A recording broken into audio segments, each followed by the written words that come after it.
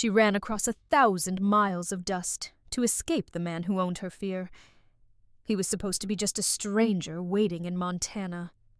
A rough, scarred cowboy with cold eyes and a quiet home in the mountains. But when he sees the bruises she tried so hard to hide, something changes. And before either of them can speak the truth, danger arrives at their door, forcing a wounded woman and a broken lawman to fight for more than survival. Sometimes love begins the moment someone sees your pain and chooses to stand beside you instead of turning away. This channel brings you powerful Western tales of cowboys.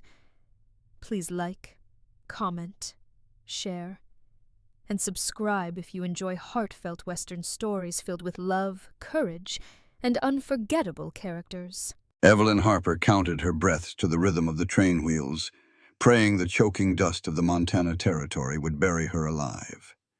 For 4 days and 3 nights, the iron behemoth had dragged her westward, away from the gaslit streets of Chicago and the polished mahogany office of Elias Thorne. With every mile, the air had grown thinner, drier, and hotter. But Evelyn hadn't dared to unbutton the high collar of her wool traveling dress. She kept her sleeves buttoned tightly at the wrists, the stifling fabric a necessary cage to hide the dark, overlapping violence blooming across her skin. The locomotive gave a final, agonizing shriek of metal against metal before shuddering to a halt. Steam hissed from the underbelly of the beast, momentarily obscuring the wooden sign nailed to the depot platform. Bitter Creek. Population 412. Evelyn remained in her seat until the car emptied. Her hands, trembling slightly, tightened around the handles of her worn carpet bag. To anyone else, it looked like the meager luggage of a desperate mail-order bride. To Evelyn, it was an anchor.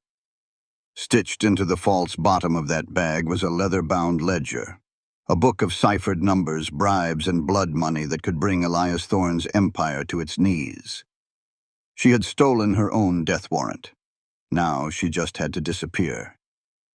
Taking a steadying breath, Evelyn stepped out of the rail car and into the unforgiving glare of the western sun. Bitter Creek was less a town and more a jagged wound cut into the wilderness. A single dirt road stretched between a row of false front buildings, baking beneath a sky so vast and empty it made her feel dangerously exposed. There were no crowds to hide in here. She stood on the platform, the hot wind tugging at her skirts, and scanned the small smattering of people. "Miss Harper?" The voice was low, rough as crushed gravel, and came from directly behind her.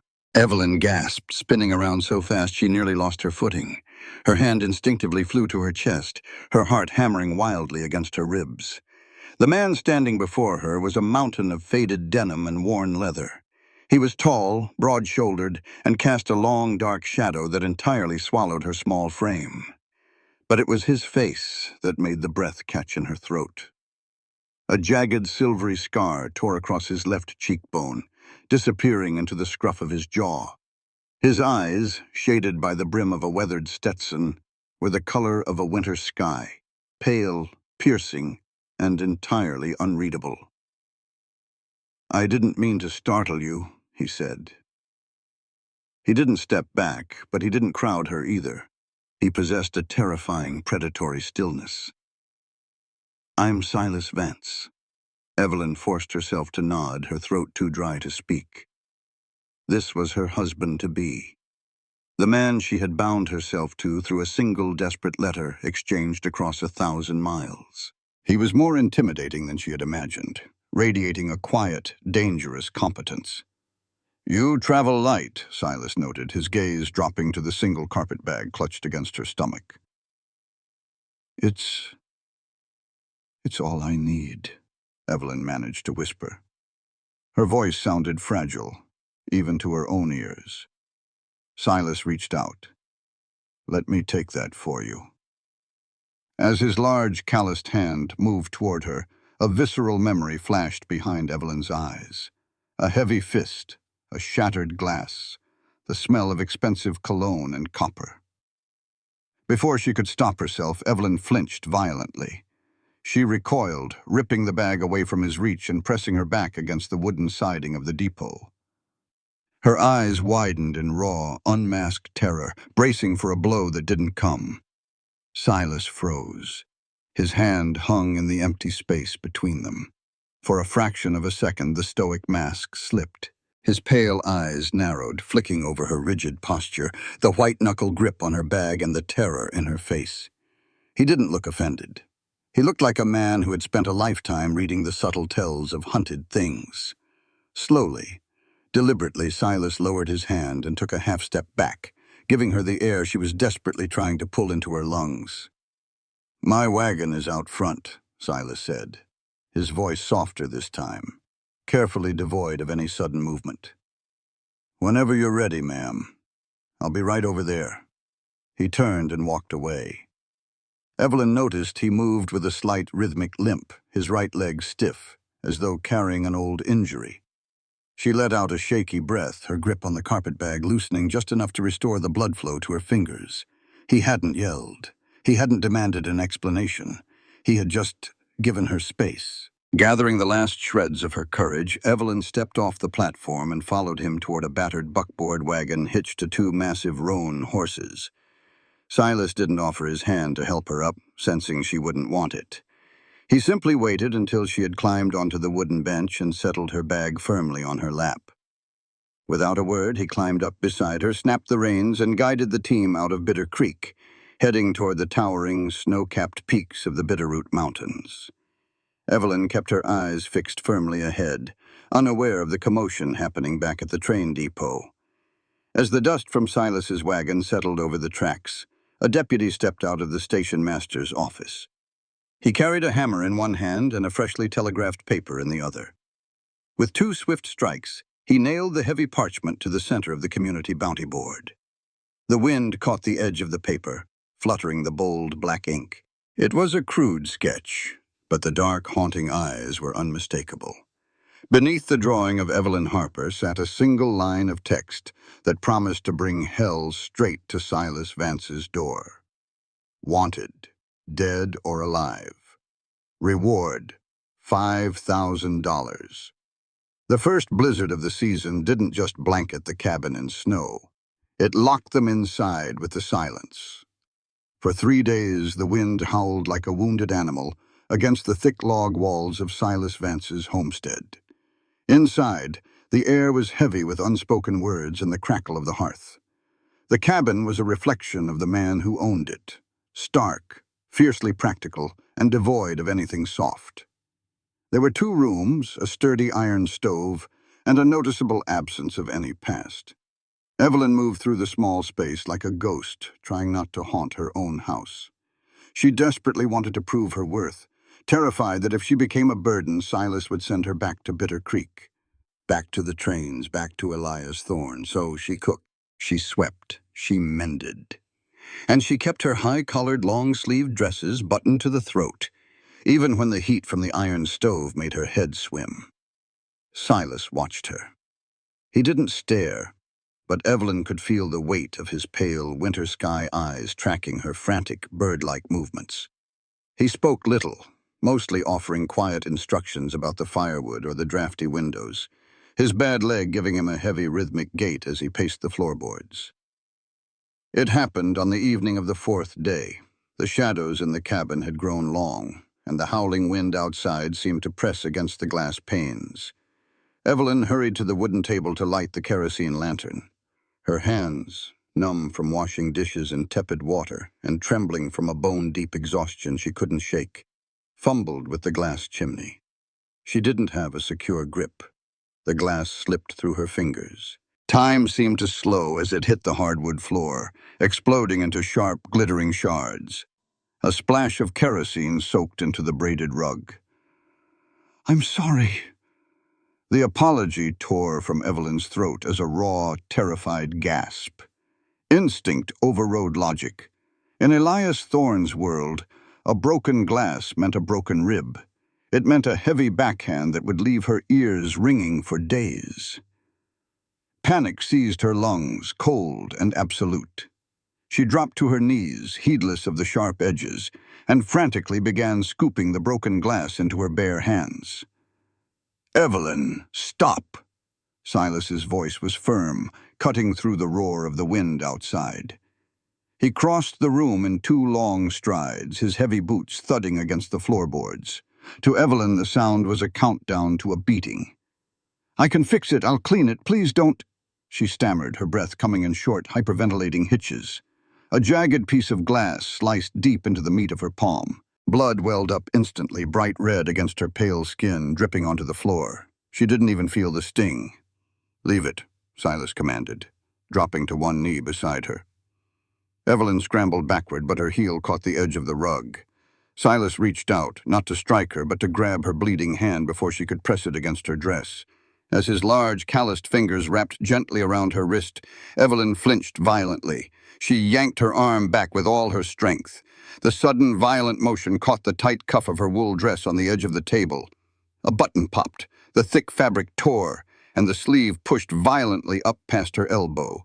She hid bruises beneath her dress, but the fabric could no longer keep her secret. Silas froze. The air in the cabin seemed to instantly evaporate. Silas stared at her forearm. Circling her pale wrist and trailing up toward her elbow were dark, overlapping fingerprints. They were a violent mosaic of pain, sickly yellow at the edges, deep plum in the center, and stark, angry black where the grip had been the most brutal. Old violence layered over new. Evelyn stopped breathing. She squeezed her eyes shut, waiting for the disgust, waiting for him to ask what she had done to deserve it.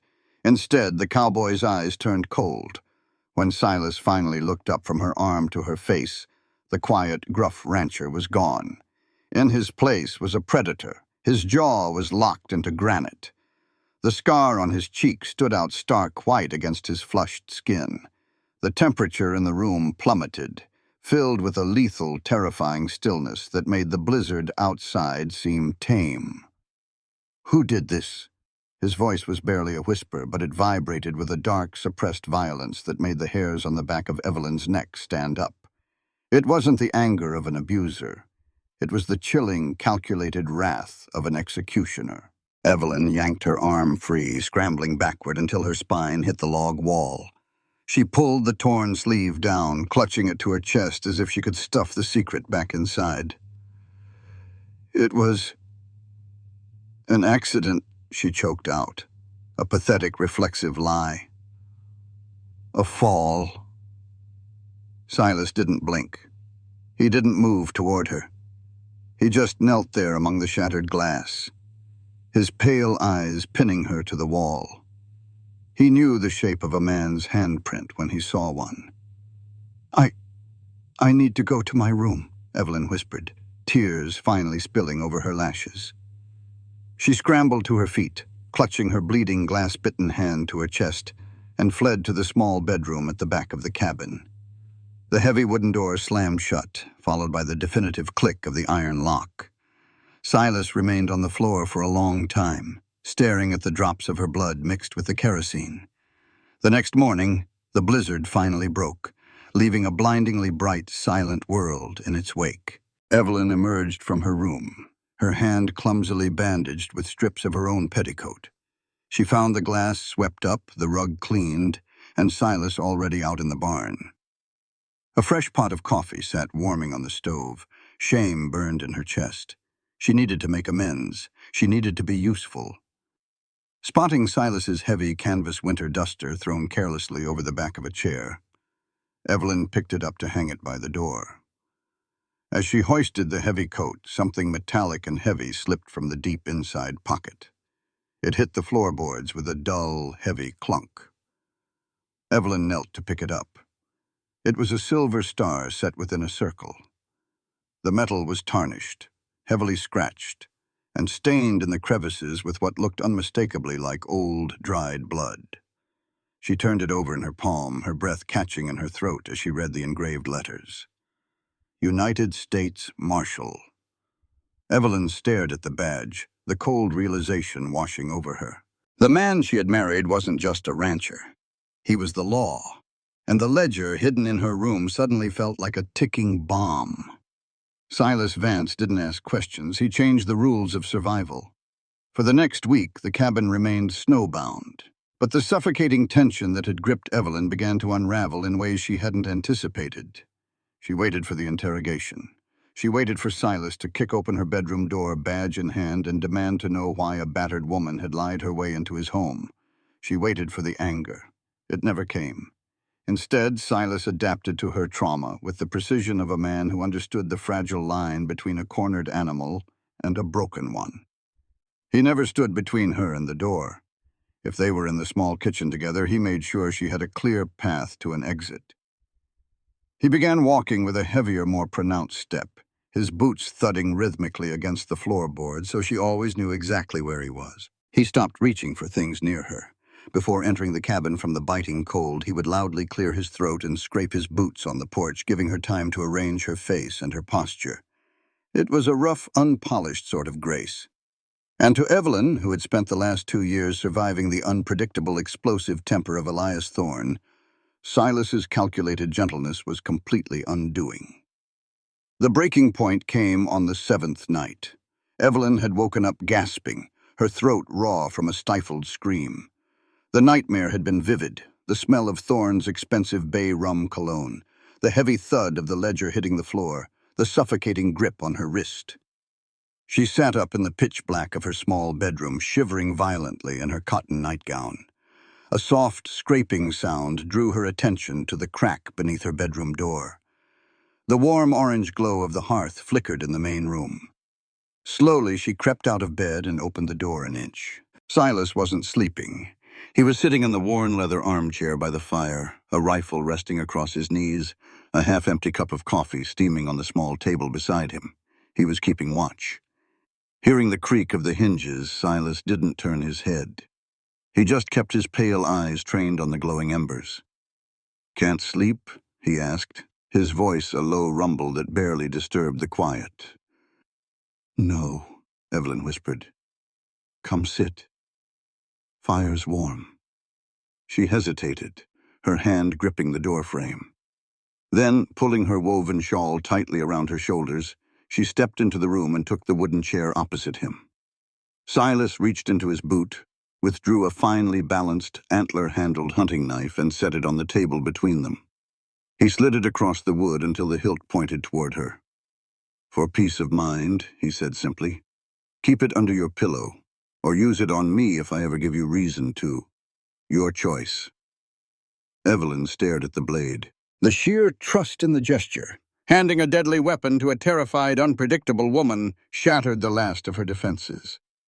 A single tear slipped down her cheek, catching the firelight. Then another. Soon she was crying silently, her shoulders shaking under the wool shawl. Silas didn't offer a handkerchief. He didn't tell her to stop. He just let the silence hold her together while she fell apart. When the tears finally slowed, Evelyn wiped her face with the back of her sleeve. She looked at the scarred, quiet man sitting across from her. "His name is Elias Thorne," she said. The name tasted like ash in her mouth. Silas's hand, which had been resting casually on the stock of his rifle, suddenly went entirely still. His knuckles turned bone white. He is a powerful man in Chicago," Evelyn continued, her voice trembling but gaining strength. "A politician, a railroad tycoon. I was his bookkeeper. I thought it was a respectable position, but he treated everything in his orbit as property, including me." She looked down at her wrists, the bruises hidden beneath the fabric. "When I refused his advances, he didn't fire me. He locked me in. He made sure I couldn't get another job. He made sure I understood that my life belonged to him. The bruises, they were his way of reminding me." Silas's jaw tightened, the jagged scar on his cheek pulling taut. "And you ran." "I stole from him," Evelyn lied smoothly, protecting the secret of the ledger in her room. "I took $500 from his office safe. Enough to buy a dress, a train ticket, and answer an advertisement for a bride in Montana. I thought if I came far enough out here, he wouldn't care. He has millions. What is $500 to a man like that?" He wouldn't care. Silas knew better. He knew Elias Thorne wasn't just a businessman. Thorne was the head of a sprawling, vicious crime syndicate that bought politicians and buried lawmen. 3 years ago, Silas and 2 other U.S. Marshals had gotten too close to Thorne's operation. His partners had been ambushed and slaughtered. Silas had barely survived, left with a ruined leg, a scarred face, and a badge he could no longer wear because the law had been bought and paid for. Silas looked at the fragile, brilliant woman sitting in front of him. She thought she was running from a cruel employer. She didn't realize she had just kicked a sleeping dragon in the teeth. "He won't stop looking," Silas said, his voice stripped of all warmth, dead and flat. Evelyn's breath caught. "You think he'll send someone for me?" Silas picked up his coffee cup, his eyes fixed on the flames. "No. I think he's already sent them." 1,000 miles away, the gas lamps of Chicago flickered against the driving sleet. Elias Thorne stood in his opulent mahogany-paneled office. The room smelled of expensive cigars, fine bourbon, and fresh copper. On the Persian rug at his feet lay the body of the bank manager who had let Evelyn Harper slip onto a westbound train. Thorne stepped over the spreading pool of blood, his polished Italian leather shoes pristine. He picked up a small, silver-framed photograph from his desk. It was a picture of Evelyn, her eyes sharp and intelligent, her face unmarred. He handed the photograph to the man standing in the shadows by the door. The man wore a long duster and twin Colt revolvers holstered low on his hips. He was a tracker, a ghost, a man who hunted humans for sport and profit. "She took a train to the Montana Territory," Thorne said, his voice as smooth and cold as a marble tombstone. "She has my ledger." "A woman alone in the West," the tracker mused, slipping the photo into his pocket. "She'll be dead by spring." "No," Thorne snapped, his veneer of calm cracking to reveal the monster beneath. "She's too smart to die easily. Find her. Burn the whole state to ashes if you have to. But bring me that book, and bring me the girl." Thorne straightened his silk tie, his eyes narrowing into dark slits. "I want to hear her scream when she realizes there is nowhere on this earth she can hide from me." With the melting snow came the realization that Evelyn didn't just want to survive. She wanted to live. The brutal Montana winter finally broke in late April, giving way to a muddy, violently green spring. As the ice thawed, so did the rigid, terrifying posture Evelyn had carried since Chicago. The dark, overlapping fingerprints on her wrists had faded to a pale, mottled yellow, and eventually disappeared altogether. She no longer flinched when Silas dropped firewood on the hearth. She stopped hiding in her room when the sun went down. Instead, she found herself lingering by the stove, watching the quiet, scarred man work the leather of a broken bridle, finding a strange, anchoring comfort in his presence. Silas Vance was a man composed entirely of hard edges, but he had sanded them down for her. One crisp, bright morning, Silas didn't saddle the horses for ranch work. Instead, he walked out to the fence line carrying a heavy lever-action Winchester rifle and a wooden crate of ammunition. He set 5 empty tin cans on a fallen log 50 yards out. Evelyn watched him from the porch, wiping her hands on her flour-dusted apron. "Evelyn," he called out, his voice carrying over the rushing sound of the swollen creek. "Come here." She walked carefully through the spring mud. When she reached him, Silas held the rifle out by the barrel, offering her the wooden stock. "I don't know how to use that," she said, her hands instinctively clasping together in front of her. In Thorne's world, women were decorative. Weapons were tools of intimidation used exclusively by the men who owned them. "I know," Silas said mildly. "That's why we're out here." He didn't mock her hesitation. He just waited until she tentatively reached out and took the heavy weapon. It smelled of cold steel and pungent gun oil. Silas stepped behind her, leaving a respectful handspan of distance between his chest and her back. "Keep your feet shoulder-width apart. Lean into it, or the kick will knock you flat into the mud." His voice was a low, steady rumble right beside her ear. Evelyn shivered. And for the first time in 2 years, it wasn't from fear. The sheer proximity of him, the heat radiating from his large frame, the scent of pine sap, lye soap, and clean sweat, made her pulse flutter in a completely new, terrifyingly wonderful way. "Sight down the barrel," Silas instructed, his calloused hand gently tapping her elbow to raise her aim. "Take a breath. Let half of it out. Squeeze the trigger. Don't pull it. Squeeze it." "What if I miss?" she whispered. "Then you chamber another round and try again." He stepped back, giving her room. "Out here, Evelyn, the law doesn't travel as fast as a bullet. You save yourself first. Understand?" She nodded. She leveled the sights on the center tin can, let out half a breath, and squeezed. The rifle roared, kicking hard against her shoulder. The sound echoed off the Bitterroot Mountains, sharp and violent. 50 yards away, the tin can leapt into the air, spinning into the tall grass. Evelyn lowered the gun, her mouth falling open. A sudden, fierce rush of adrenaline flooded her veins. For 2 years, she had been helpless. She had been trapped, beaten, and hunted. But holding the smoking Winchester, she realized she was holding the power to say no. She looked back at Silas. The cowboy was leaning against the fence post, his arms crossed over his broad chest. A rare, genuine smile tugged at the corner of his scarred mouth. "Chamber another round, Chicago," he said softly. 2 days later, Silas rode into Bitter Creek for spring supplies. The town was waking up from its winter hibernation. The dirt street was a churned mess of wagon ruts and horse manure.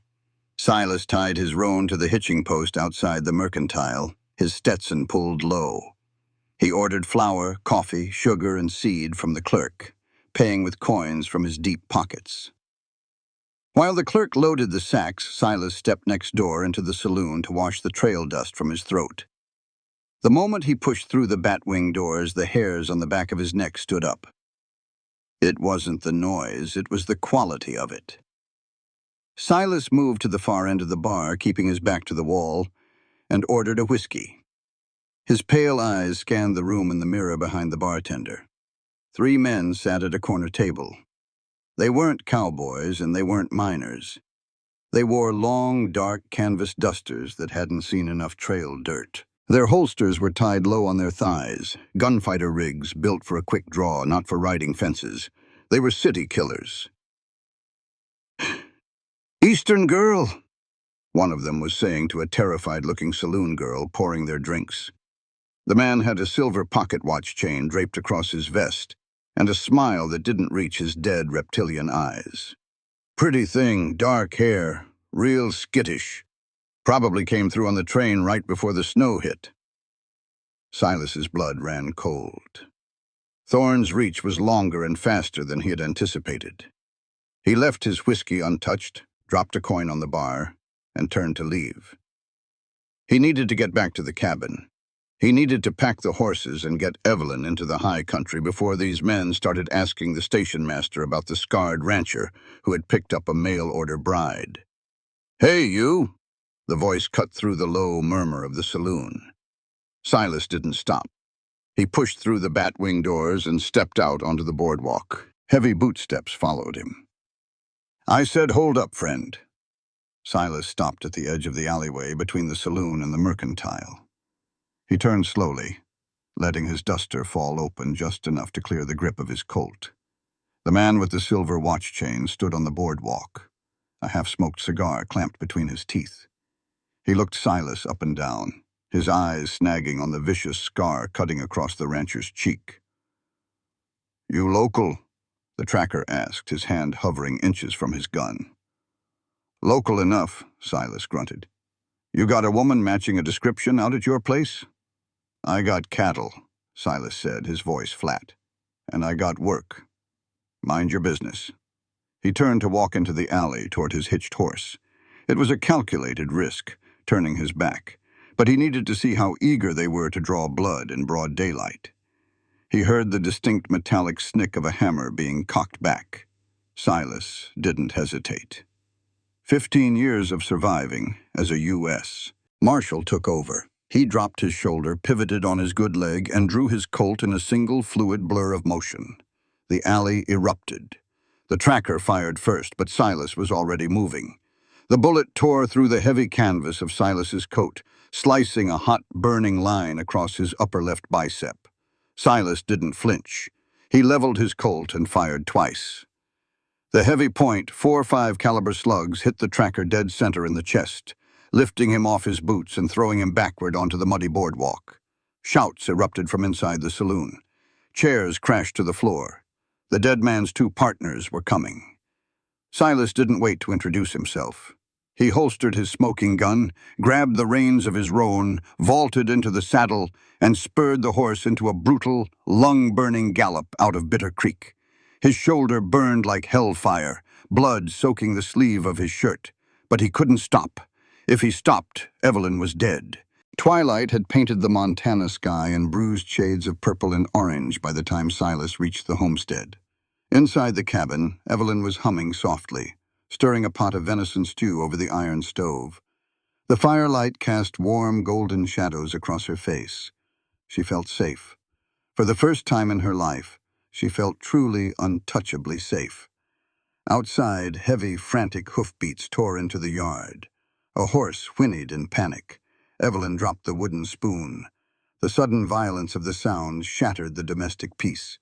She turned just as the heavy oak door of the cabin was kicked completely open. Silas stood in the doorway, silhouetted by the dying light. He was breathing hard, his chest heaving. His face was pale, smeared with dirt and sweat. Blood dripped steadily from the fingers of his left hand, pooling on the floorboards. "Silas!" Evelyn screamed, rushing toward him.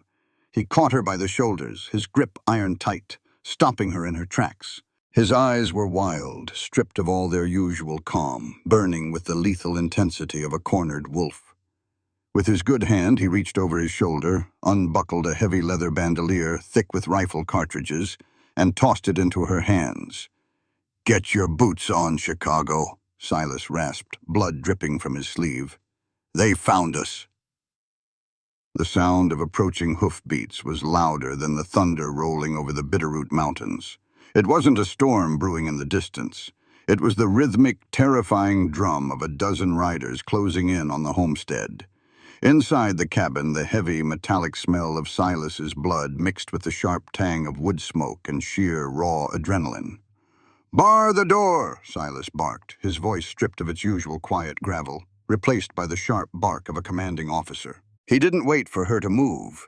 He threw his bleeding left shoulder against the heavy oak table, his boots slipping on his own blood as he shoved it across the floorboards. Evelyn didn't freeze. The helpless, terrified girl from Chicago had burned away the first time she fired that Winchester. She lunged forward, throwing her weight against the table beside him, driving the solid wood flush against the cabin door. "Shutters," Silas grunted, tossing her the heavy bandolier of ammunition he had carried in. "Drop the iron latches, all of them." She ran from window to window, slamming the heavy wooden shutters closed and throwing the iron bolts. The cabin plunged into a dim, suffocating twilight, lit only by the low flames in the hearth and the pale moonlight filtering through the cracks. Silas slumped against the wall, breathing heavily, his right hand gripping his Colt while his left arm hung uselessly at his side. The duster soaked a slick, glistening crimson. "You're bleeding to death," Evelyn said, her voice shaking as she rushed toward him, reaching for her apron to tear a bandage. "Not today," Silas rasped, waving her off with the barrel of his gun. "Get to the back room. Grab the spare rifle under the bed and whatever else you can carry. We might have to make a run for the tree line if they try to smoke us out." Evelyn nodded, her heart hammering against her ribs like a trapped bird. She bolted into the small, dark bedroom. She fell to her knees, reaching under the iron bed frame, her fingers brushing the cold steel of the spare Winchester. She pulled it out, then grabbed her worn carpet bag, her only possession in the world. In her frantic haste to drag the bag out from under the bed, the fraying canvas snagged on a rusted, protruding nail in the floorboards. Evelyn yanked it hard. "Reap!" The sound of tearing fabric was violently loud in the small room. The false bottom of the bag gave way entirely. With a heavy, dead thud, a thick, leather-bound book hit the floor. Evelyn froze. The breath completely vanished from her lungs. In the doorway, Silas stood leaning against the frame, his face pale and drawn from blood loss. He looked down. His pale eyes tracked from the torn carpet bag to the heavy black book resting on the floorboards. Even in the dim light, the gilded edges of the pages and the embossed lock caught the firelight. It wasn't a diary.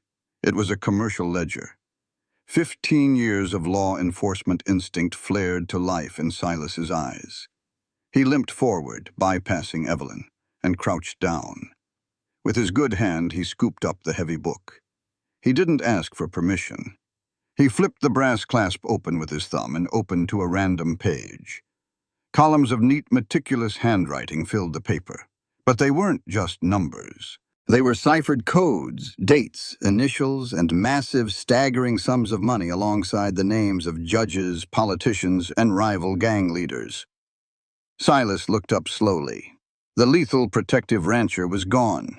The U.S. Marshal had just stepped back into the room. "This isn't $500, Silas said, his voice dropping to a deadly, quiet register that commanded the absolute truth. "This is Elias Thorne's syndicate ledger." Evelyn backed away, her spine hitting the log wall. The lie she had built her safety upon had just collapsed. She squeezed her eyes shut, waiting for the explosion, waiting for him to realize she had brought an army of killers to his doorstep, not for a petty theft, but for the keys to an empire. "I'm sorry," she whispered, her voice breaking. "I lied to you." Silas didn't yell. He stood up, the ledger heavy in his hand. "Explain. Fast." "I wasn't just his secretary," Evelyn choked out, opening her eyes to meet his unyielding gaze. "I'm a mathematician. I was his bookkeeper. He realized I had a mind for numbers, so he locked me in his office and made me hide his blood money. He thought because he broke me, I would be a loyal, silent dog." She pointed a trembling finger at the book. "Every bribe, every rigged railroad contract, every man he ordered murdered. I coded it all. I know how to read it. I stole it because I wanted to destroy him."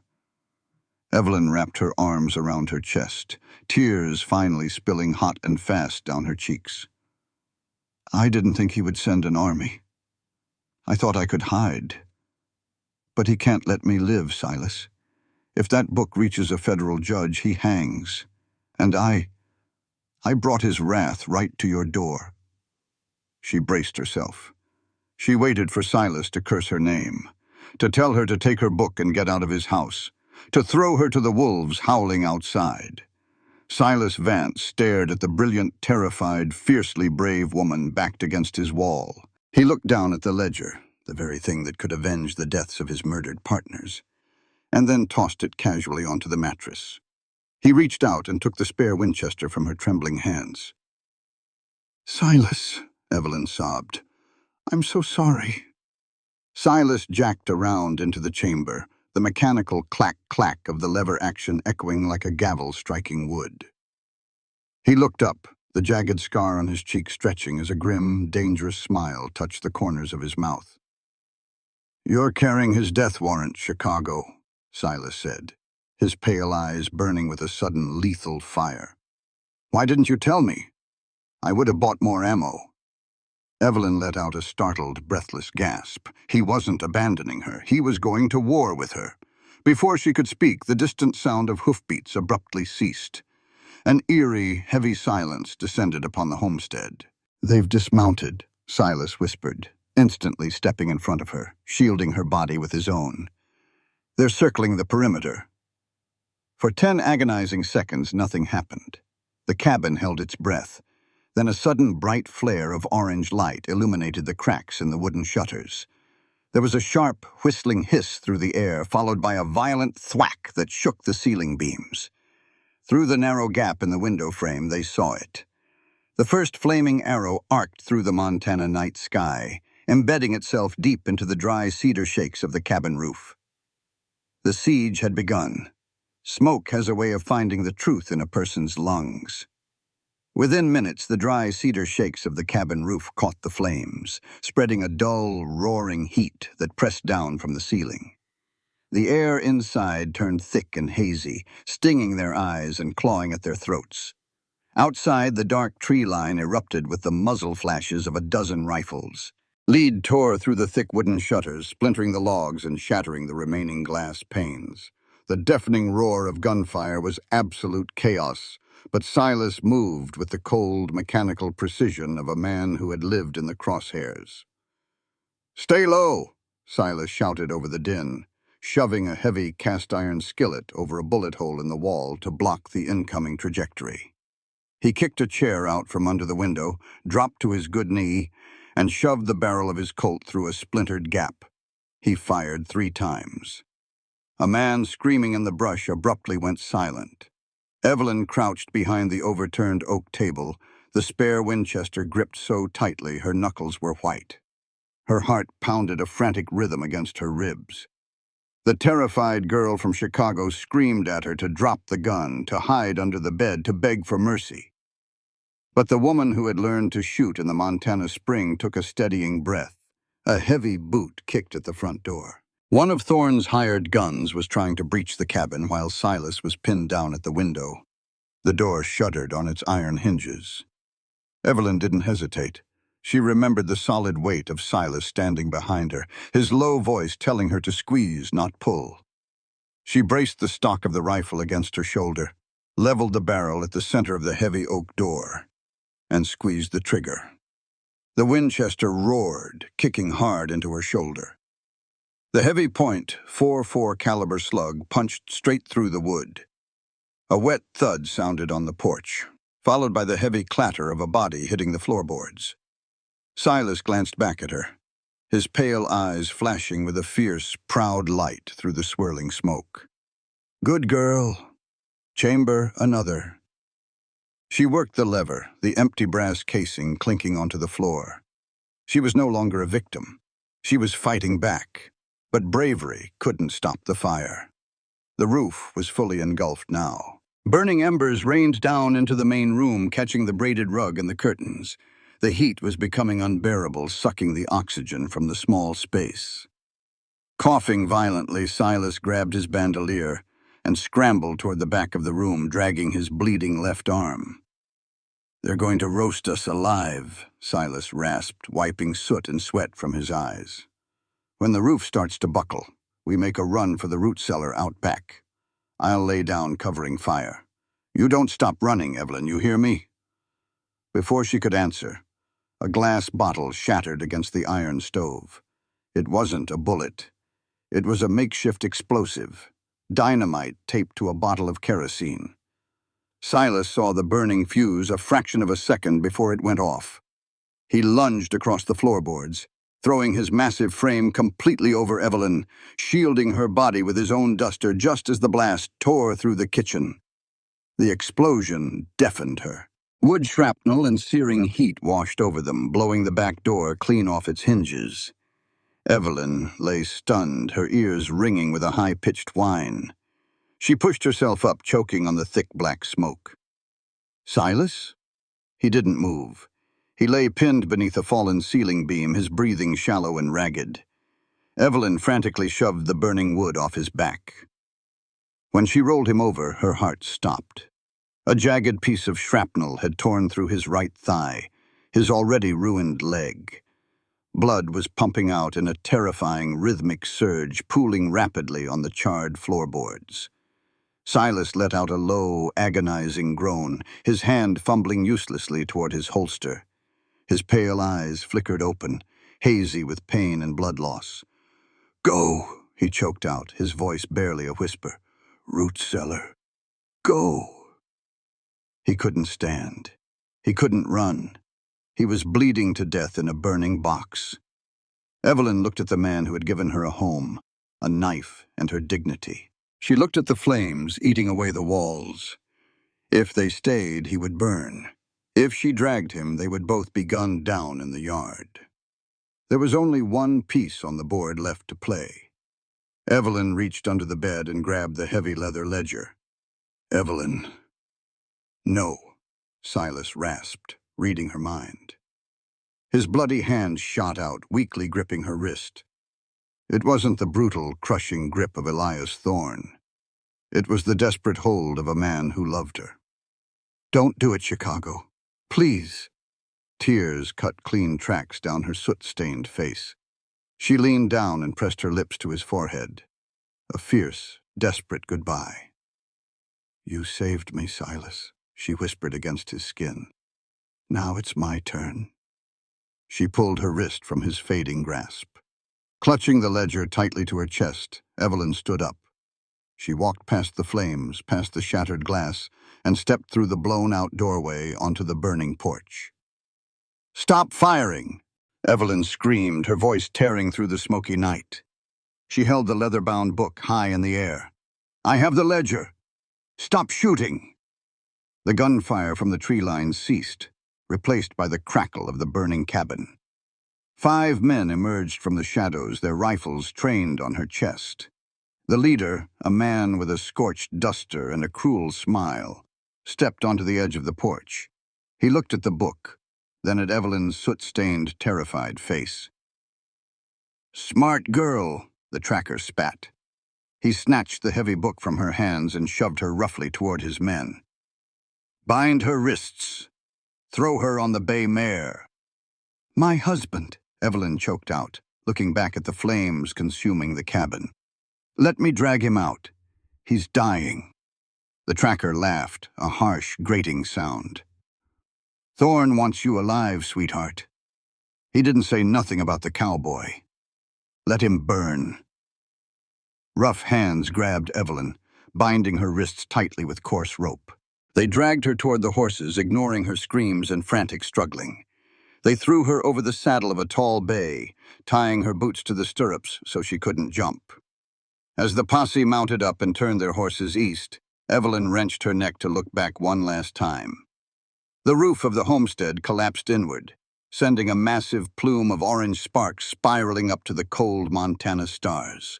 The heat of the inferno was absolute. Nothing could survive that fire. The man who had taught her how to be brave was gone, and she was heading straight back to hell. A sob tore from her throat as the horses broke into a run, carrying her into the dark. But back at the homestead, beneath the roar of the flames and the crashing timber, the men had made a fatal mistake. They had left a U.S. Marshal for dead. Deep in the glowing embers of the collapsed porch, beneath the smoke and the ash, a bloody hand tightened around the heavy iron grip of a Colt .45. The rhythmic clack of the train wheels sounded like a ticking clock counting down the hours of her life.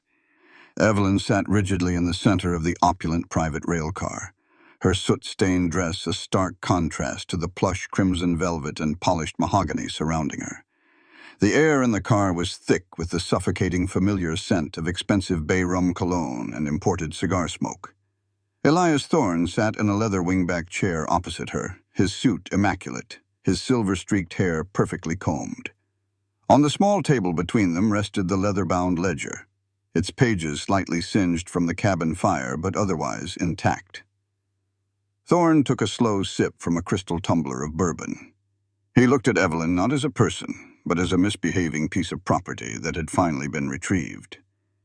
"You look terrible, Evelyn," Thorne said smoothly, his voice a dark, cultured purr that made her stomach twist.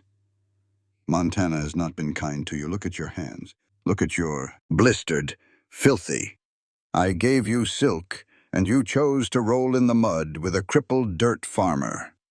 Evelyn stared at him, her throat raw from the smoke of the burning cabin, her heart a heavy, dead weight in her chest. Silas was gone. The man who had shown her what it meant to be safe, to be cherished, had burned to ash because of her. Grief threatened to swallow her whole, but a cold, hard anger had taken root in the empty space he left behind. Thorne didn't want a weeping victim. He wanted a broken one. She refused to give him the satisfaction. "The farmer was twice the man you will ever be," Evelyn rasped, lifting her chin. Thorne's eyes hardened. He set his glass down with a sharp clink. He picked up the ledger and flipped it open, tapping a manicured fingernail against a column of ciphered text. "Your little rebellion cost me 3 of my best men," Thorne said, dropping the pleasantries. "And it cost your cowboy his life." Now the game is over. I have the book. But the cipher is useless to me without the translation matrix. You created the code, Evelyn. Give me the key. No. Thorne stood up, closing the distance between them in 2 long strides. He grabbed a fistful of her dark hair, yanking her head back. The sudden violence was blindingly familiar, meant to trigger the paralyzing fear she had lived under for 2 years. But Evelyn didn't flinch. She looked straight up into the eyes of the devil, her own gaze unblinking and dead. "Kill me," she whispered. "Do it. But the second my heart stops, you lose the only mind that can decode those pages. And that's not your biggest problem, Elias." Thorne's grip tightened, but he didn't strike her. "What are you talking about?" "I'm a mathematician," Evelyn said, her voice steady despite the pain in her scalp. "Did you really think I would steal your empire's ledger and just hide under a bed? I calculated the odds of you finding me. So, before the snow hit, I mailed an envelope to the Pinkerton National Detective Agency in Denver." Thorne froze. "It contains the cipher key," Evelyn lied smoothly, her brilliant mind working a mile a minute. "Along with a letter instructing them to decode the ledger if I don't send a telegram verifying my safety by tomorrow night. If I don't send that wire, the Pinkertons will turn the key over to a federal judge, and you will hang." Thorne stared at her, searching her soot-streaked face for a tell. He saw nothing but the cold, calculating certainty of a woman who had nothing left to lose. With a vicious curse, Thorne released her hair, shoving her back into the velvet seat. "You're bluffing." "Am I?" Evelyn challenged, rubbing her scalp. "Are you willing to bet your empire on it?" Thorne paced the length of the rail car, his polished shoes pacing like a caged tiger. He couldn't kill her. Not yet. He had to reach the telegraph station at the state line, force her to send the wire, and then he would wring the cipher key from her throat before tossing her off the moving train. "Guard the door," Thorne snapped at the armed tracker standing by the vestibule.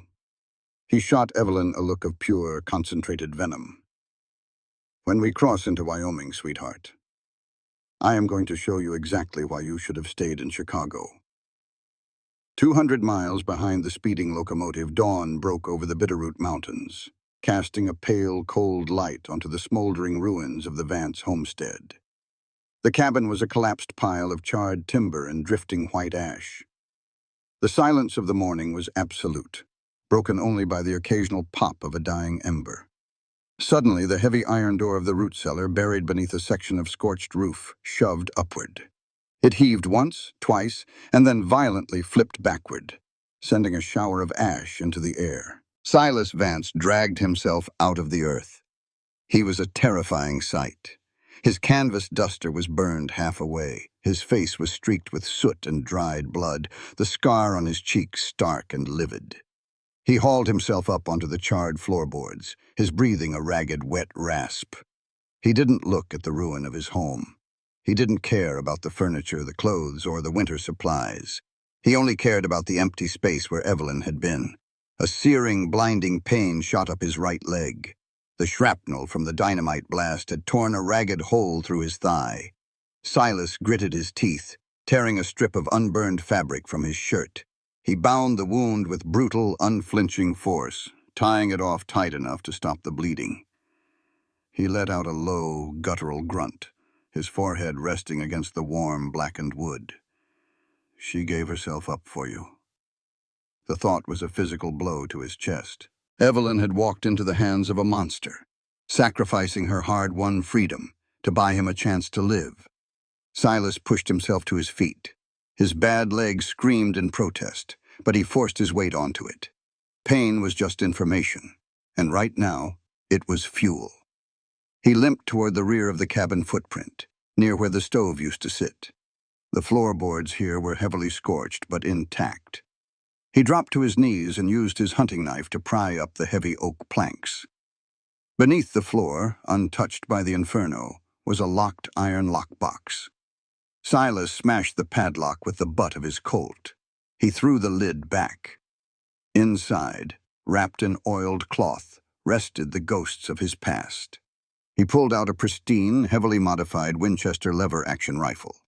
Beneath it lay a custom-tooled leather gun belt holding twin, perfectly balanced Colt .45 revolvers. Next to the leather was a small wooden crate packed tightly with sticks of mining dynamite and blasting caps. And resting on top of it all was a silver star set within a circle. Silas picked up the U.S. Marshal badge. He didn't put it in his pocket this time. He pinned it directly to the chest of his ruined duster, right over his heart. He wasn't a broken rancher hiding at the end of the world anymore. The man who had walked away from the law was dead, burned alive in this very cabin. The man who rose from the ashes was the deadliest manhunter the federal government had ever produced. Silas put 2 fingers to his mouth and let out a piercing, shrill whistle. From the distant tree line, a massive roan horse trotted out, snorting at the smell of the smoke.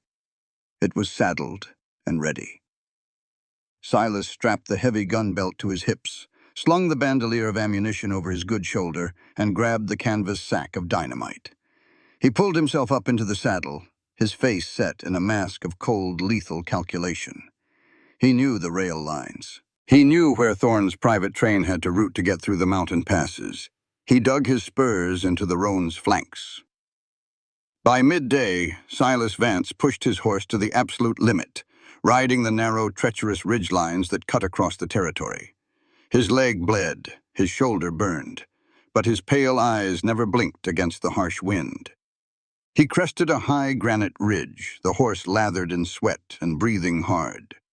Silas pulled back on the reins and looked down into the deep, winding gorge below. Cutting through the canyon, hugging the edge of the Bitter Creek River, was a thick, churning plume of black smoke. The Devil's train was moving fast, eating up the miles toward the state line. Silas pulled his Winchester from its scabbard, the metal cold and deadly in his grip. "I'm coming, Chicago," he whispered to the wind. Evelyn knew the exact moment Elias Thorne realized she was lying. It didn't happen with a dramatic outburst or a violent strike. It happened in the quiet, terrifying span of a single heartbeat.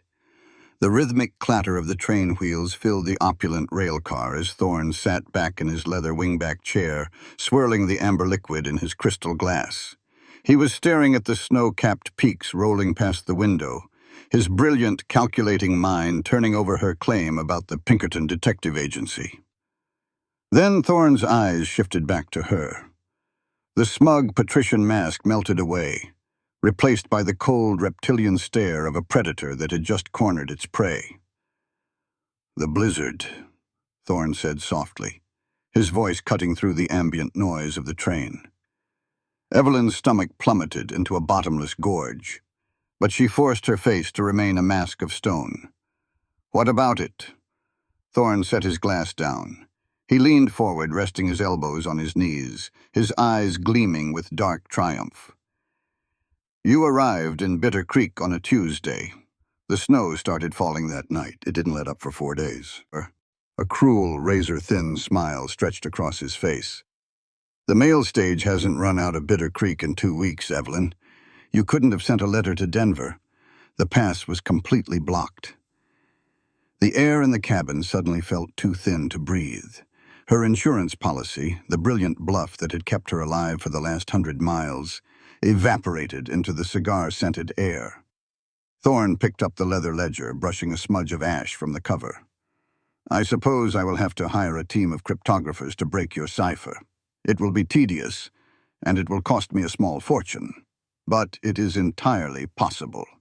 He looked back at her, his eyes dead. "Which means, my dear, you are no longer a necessary inconvenience. You are simply a loose end." Thorne stood up and straightened his silk tie. He looked past Evelyn to the 2 heavy-set trackers standing guard by the vestibule door.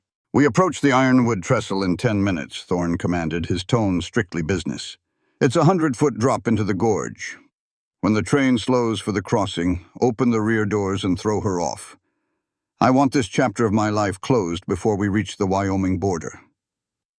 "Yes, sir," the lead guard grunted. Thorne didn't even look at Evelyn as he turned away.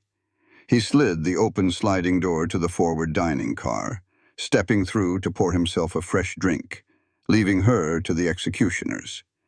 The two guards moved in.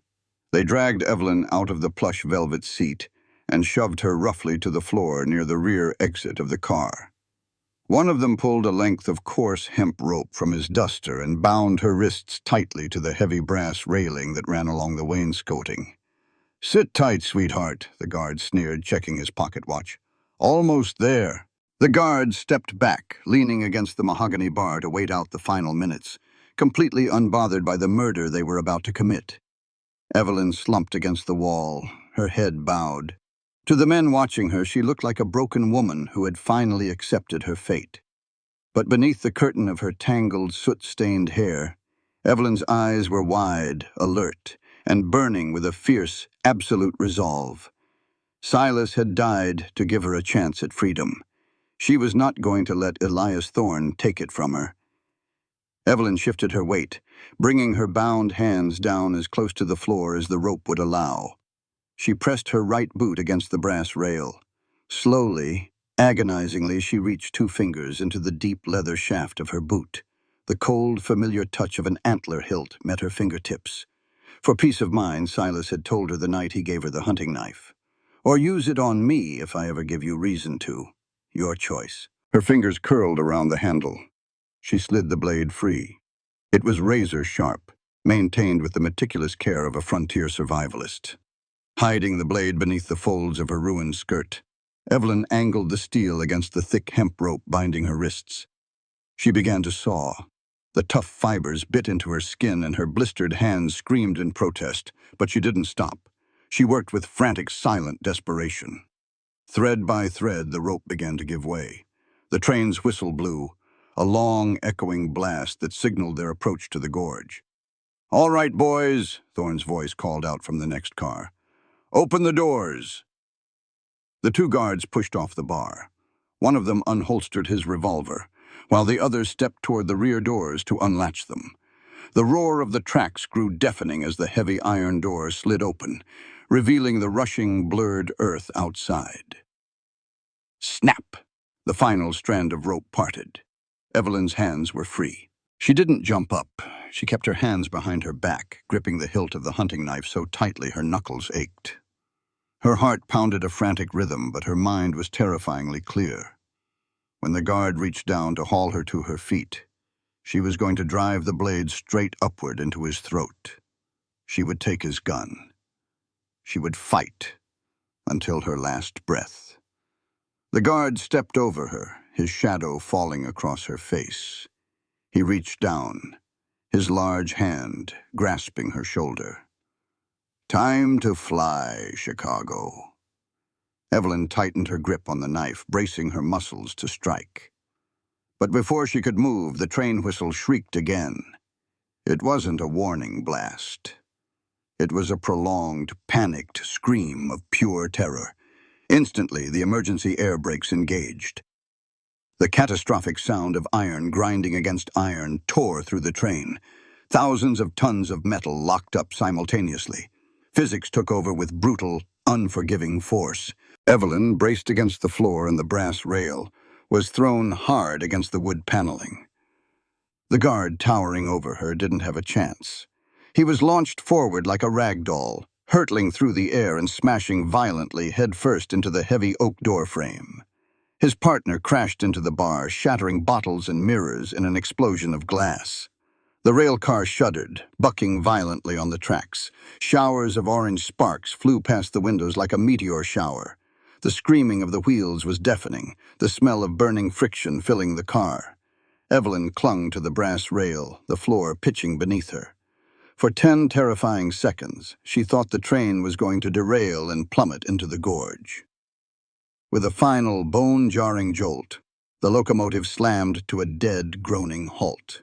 Total silence fell over the car, save for the hiss of steam and the groans of the injured guards. The sliding door to the dining car was wrenched open. Elias Thorne burst in, his pristine suit covered in spilled bourbon, his face purple with rage. He had a silver-plated revolver gripped tightly in his hand. "What the hell happened?" Thorne roared, stepping over the unconscious bodies of his men. He stumbled toward the front of the car, throwing open the side window to look ahead toward the engine. "Why did we stop?" Evelyn pushed herself up from the floor, the hunting knife hidden against her forearm.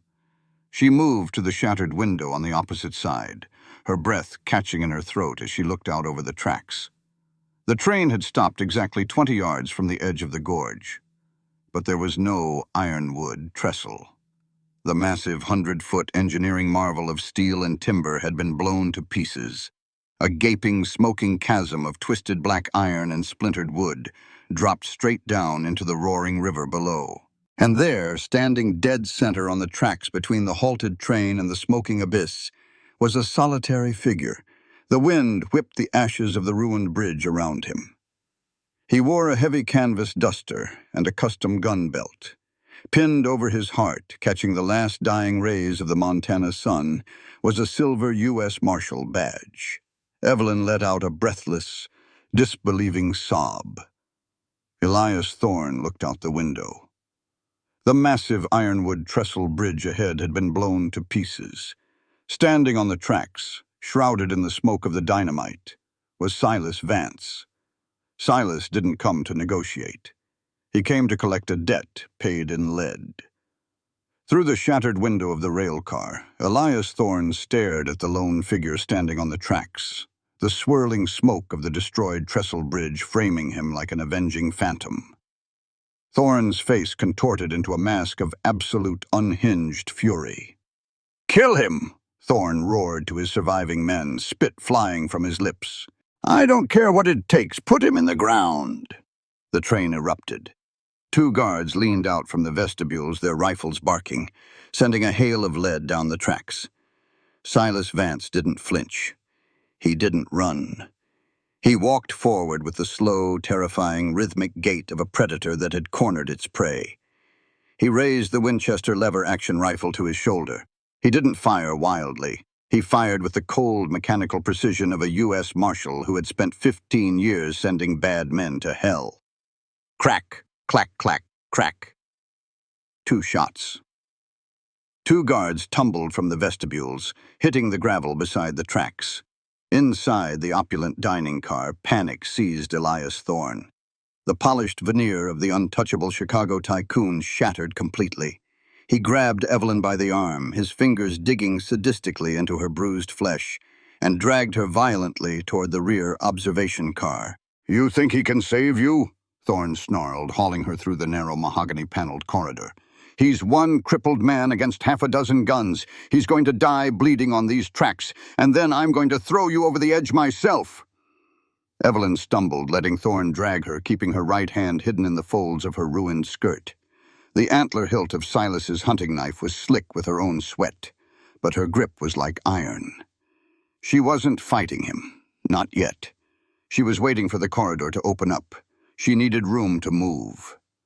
A deafening crash echoed from the front of the train. Silas had breached the engine car.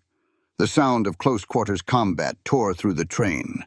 The booming roar of Silas's twin Colt 45s, the splintering of expensive wood, the shattering of crystal chandeliers. Thorne's men were hardened killers, but they were fighting a ghost who had already walked through fire. Silas moved from car to car, a relentless, bleeding force of nature, driven by a singular, desperate need to reach the woman at the end of the train.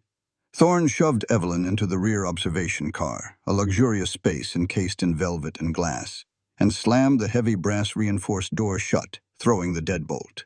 He spun around, chest heaving, his silver-plated revolver gripped tightly in his hand. He looked at Evelyn, who had backed away until her spine hit the rear railing of the car. Outside the glass door behind her lay the smoking chasm of the gorge. "This is your fault," Thorne hissed, raising his gun, his eyes wild with the realization that his empire was crumbling around him. "Everything I built, ruined by a weak, pathetic little bookkeeper." He stepped forward, raising his left hand to strike her across the face.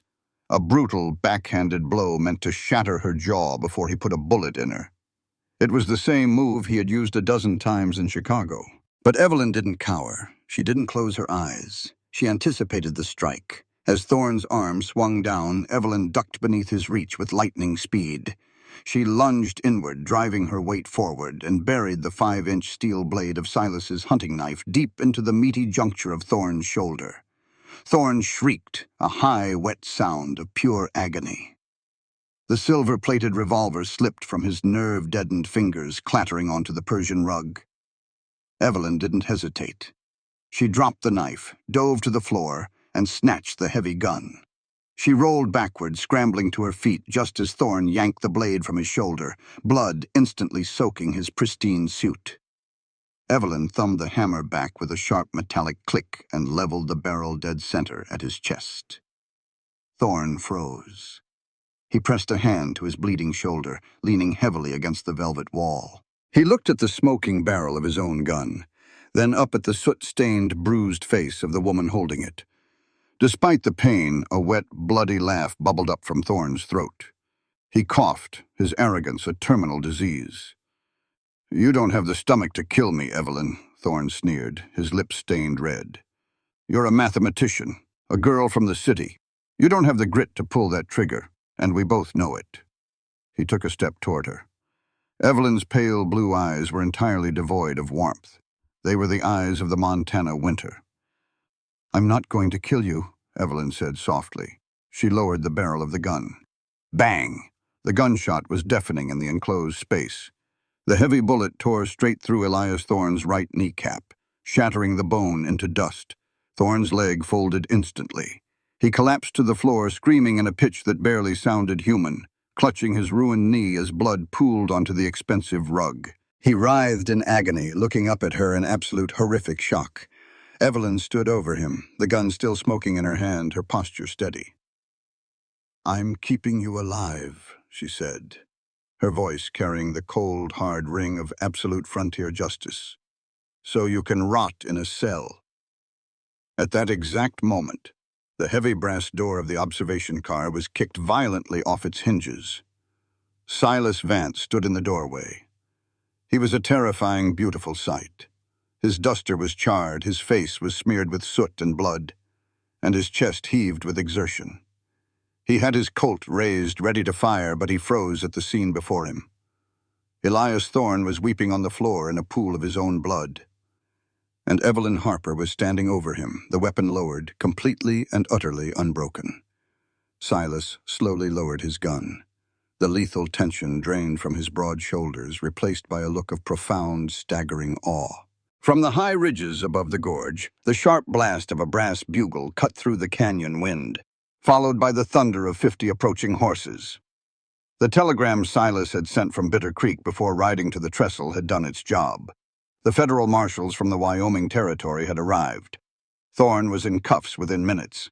A team of deputies swept the train, securing the surviving gunman and, most importantly, pulling the leather-bound ledger from Thorne's private safe. Outside the train, the sun was beginning to dip below the jagged peaks of the Bitterroot Mountains, casting long golden shadows across the tracks. Silas unbuckled his heavy gun belt, letting it drop to the gravel. He didn't care about Thorne. He didn't care about the ledger. He limped toward Evelyn, who was standing by the edge of the gorge, staring down at the rushing water below. The adrenaline was finally fading, and her small shoulders were beginning to tremble. "Chicago," Silas murmured, his voice thick with emotion. Evelyn turned. She dropped the silver-plated revolver into the dirt. Silas closed the distance between them, reaching out with his good arm. He pulled her flush against his chest, burying his face in her soot-stained hair. Evelyn wrapped her arms around his waist, clinging to him with a fierce, desperate strength, inhaling the smell of smoke, pine, and the man who had come through hell to find her. They stood there on the edge of the broken world, the federal cavalry shouting orders in the background, holding on to each other as if the other were the only solid thing left on earth. The smell of fresh pine and brewing coffee was the scent of a life earned, not given. It had been exactly 1 year and 2 months since the ironwood trestle had fallen into the gorge, taking the last remnants of Elias Thorne's empire down with it. Summer had returned to the Montana Territory, painting the Bitterroot Mountains in vibrant, unapologetic strokes of emerald green and gold. The air was warm, carrying the sweet scent of blooming lupine and the rich, loamy smell of turned earth. Where a charred, smoking ruin had once stood, a sprawling, beautiful ranch house now anchored the valley. It was built of thick, sturdy timber, with wide windows to let in the dawn, and a wraparound porch that faced the rising sun. It was a home built not for hiding, but for living. Evelyn Harper, now Evelyn Vance, sat at a heavy oak desk situated on that very porch. The morning sun kissed her skin, turning it a healthy, radiant bronze. She wore a simple, light cotton dress, the collar open to the warm breeze. Most notably, her sleeves were rolled up past her elbows. She didn't hide anymore. A stack of neatly penned papers rested beneath her hand. The federal trials in Chicago had dominated the national headlines for 6 months. The leather-bound ledger had proven to be a devastatingly precise weapon. Dozens of corrupt politicians, judges, and syndicate bosses had been indicted. Elias Thorne, crippled and stripped of his fortune, was currently rotting in a maximum security federal penitentiary, his life sentence guaranteed by the very numbers Evelyn had kept for him. The U.S. Marshals had offered Silas his badge back along with a hero's welcome. Silas had respectfully declined. He had handed the Silver Star to the federal prosecutor, bought a wagon full of lumber, and ridden back to Bitter Creek. His watch was over. His war was won. Now Evelyn was fighting a different kind of war.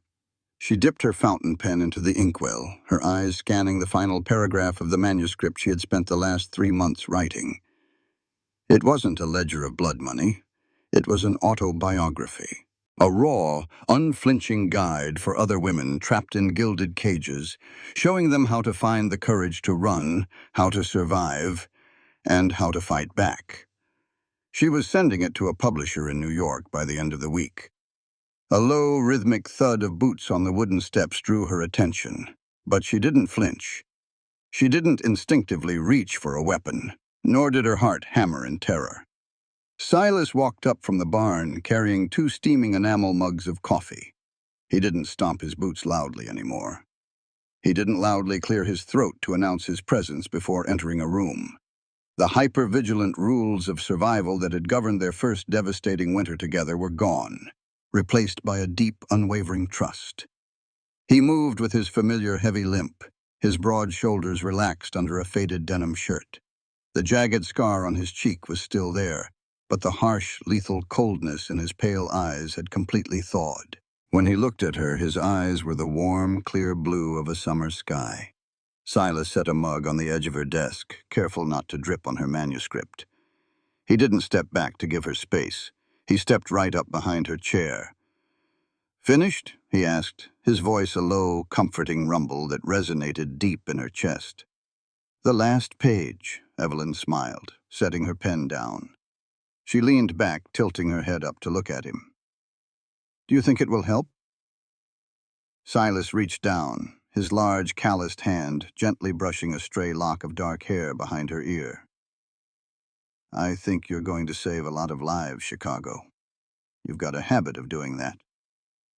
He leaned down and pressed a soft, lingering kiss to her temple. Then, Silas did something that would have sent her into a blind panic a year ago. He reached around her, his massive arms wrapping securely around her waist, and pulled her back flush against his chest. Evelyn didn't freeze. She melted against him with a contented sigh, resting her hands over his forearms. Silas's thumbs gently traced the bare skin of her wrists. There were no dark, overlapping fingerprints. There was no sickly yellow or angry black of old violence. The bruises were long gone. In their place was the smooth, sun-warmed skin of a survivor. Her palms, once soft and manicured for a tyrant's office, were now lightly calloused from gripping a Winchester lever action, from planting spring wheat, from building a home with the man she loved. They stood together on the porch, looking out over the vast, untamed beauty of their land. The wind whispered through the pines, carrying away the last ghosts of Chicago. Evelyn closed her eyes, entirely at peace. Her sleeves were rolled up against the summer heat. The bruises were gone, replaced by the calluses of a woman who fought for her freedom, and the gentle, steady touch of the cowboy who had helped her win it. This content was carefully researched, developed, and manually edited by our team to deliver meaningful stories with valuable life lessons. Every narrative is crafted to entertain, inspire, and empower our audience. We believe that great stories can change lives, and we are committed to bringing you content that matters. Thank you for being part of our community.